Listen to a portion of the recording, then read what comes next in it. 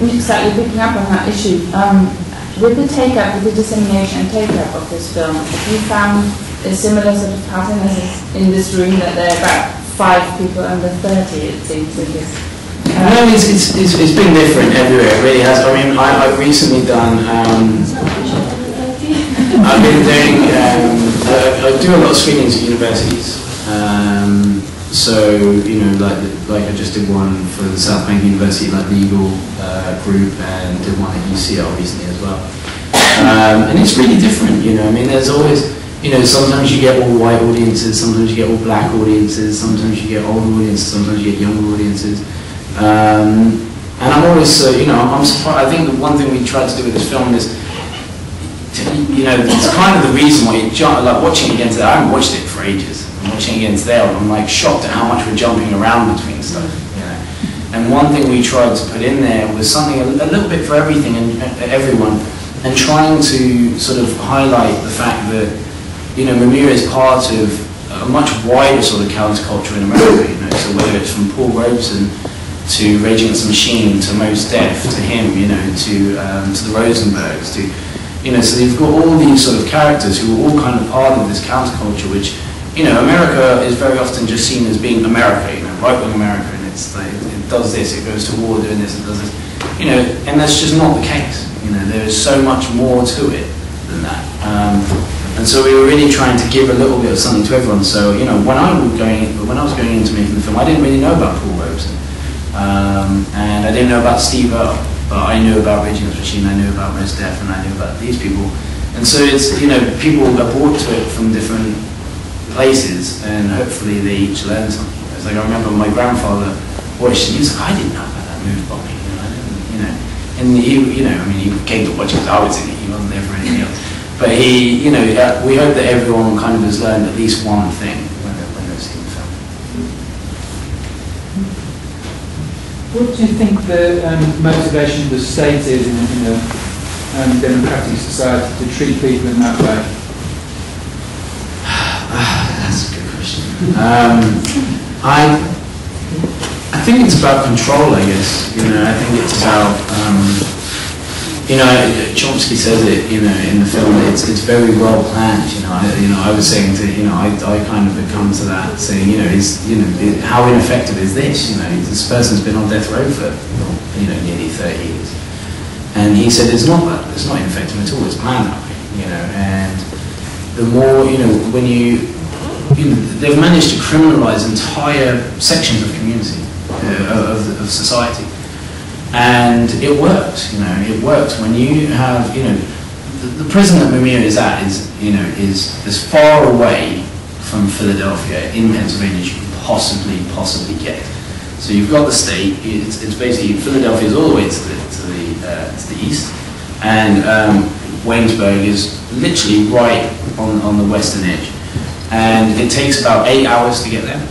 And so basically what they do is they take people from the cities and they put them in these very, very, very rural communities into these prisons, which are often built in places where, you know, so Waynesburg was an old mining town, but the mine had stopped working, so you have a town there with all these people looking for jobs. You just plop a prison there, bring everyone over from the cities, and it gives these people jobs. Also, the prison population is a counted as population when it comes to funding for other things in the town, although they don't have the right to vote. And they, you know, it does a very good job of decimating whole sections of society. So people often don't have the money to get there. So if they want to get there, there's a bus that goes 1 month to the prison. It's still expensive. You've got to take an 8-hour drive. You know, a lot of people don't have the money to stay in the hotel, so they've got to get up at like 3 in the morning, get on a bus, they go sit, visit with their families for, you know, you probably get about 4 or 5 hours, and then you jump back in the bus straight back to Philly or something. And, you know, this has such long-term knock-on effects to families, to the children, to everyone really. And I think that it does work. Unfortunately, and I think it's very well planned. I just wonder what you're planning to do next, how you're taking this forward. Okay.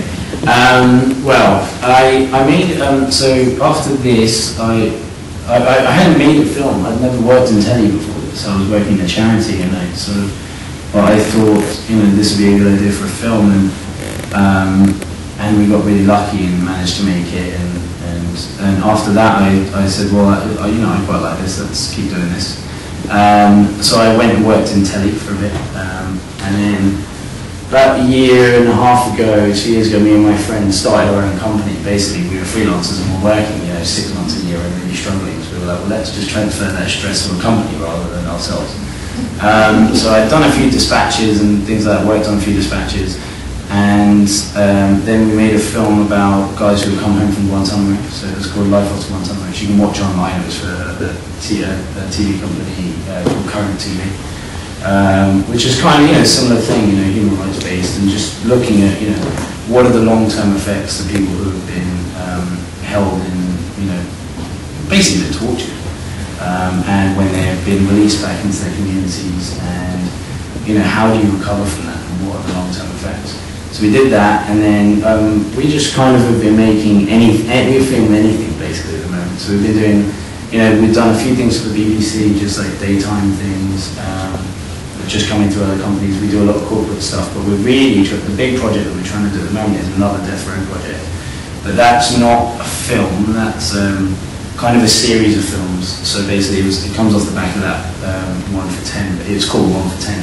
So basically you have, for every 10 people that have been executed, one person's been released completely innocent. So the idea is to travel across America over 5-6 weeks and make a film every 4 days with an exoneree in a different state with a different reason behind why they're there, with their own stories, like short films, like 4 or 5 minutes. And the idea behind making the films live is that you can build the campaign directly into the films are a campaign, and people can get involved via Facebook or Twitter or just online and suggest their own questions. They can do, they can suggest how they want us to film it, what we want to do. If they want to give us a hand, we can show up and provide music, do whatever they want. We kind of want to, I think with this film we learned a lot that you can make a film, but if you're trying to then build a campaign around the film after the fact, it's kind of hard. We have the same question as you asked earlier all the time. What can I do? What can I do? We kind of felt stupid going, oh God, we went to all this effort to make this film, and then people say, what do you do? And you kind of, I don't know, become a local amnesty member, do this, and there's really good things. But it was kind of we only thought about it after the fact, and I'd really like to do it in a different way. And it would be really hard work, because it would mean you drive one day, you film, then you edit that night, then you upload the next day. So you basically got to make films as you go. But I think it would be an interesting project and a good way to try and make a series of films. So we run out. Any more questions? Can I ask a quick question? My chickens, what Snoop Dogg like to work with? Amy, we can't hear you. Oh, sorry. Just to ask what Snoop Dogg was like to work with. He was alright. Basically, Snoop couldn't come into the country at the time because he was barred from the UK because one of his handlers had a fight with a security guard at Heathrow. So when we filmed with him, he was in Amsterdam, so we went over to Amsterdam, and we literally went there for a day. We were supposed to film with him at like 11 in the morning, and he didn't get up till 4 in the afternoon. So we sat around for ages. Yeah, and it was, he was a nice guy. To be honest, when no offense to Snoop, but he wasn't, someone I would have thought was being in the film. But we'd interviewed Mos Def, and we'd interviewed M1 from Dead Prez, and another guy called Boots Riley from Bangkok the Coup, and they were all really interesting guys, really, really political, and had done their own bit to sort of try and highlight the issues. And Snoop had heard about it through someone else and said, I want to get involved.